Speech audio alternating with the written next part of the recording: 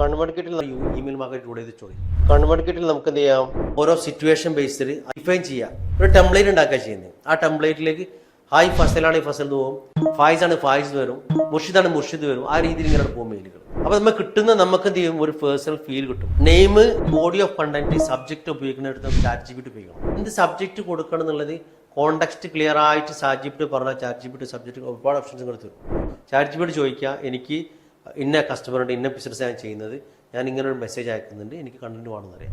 Compelling സബ്ജക്റ്റിലെ കസ്റ്റമറുടെ attention grab ചെയ്യുന്ന സബ്ജക്റ്റുകൾ പ്രിപ്പയർ ചെയ്യാന്നുള്ളതാണ്. അങ്ങനെ തന്നെ പറയാം chat GPT, I'm doing a Christmas campaign for my customers, അതിൻ്റെ subject which will grab the attention of the customers. ഈ രീതിയിൽ പറഞ്ഞാൽ പുള്ളി അങ്ങനത്തെ സാധനം തരും. നല്ലൊരു സബ്ജക്റ്റ് വേണം. അപ്പോൾ ഒരു തരുന്ന subject, I'm not impress with subject, can you give me a better one, I want to impress the end consumers. അപ്പോൾ ഒന്നുകൂടി മാറ്റി തരും. എന്നിട്ട് ആ സാധനം നമുക്ക് ഉപയോഗിക്കാൻ കണ്ടന്റ്.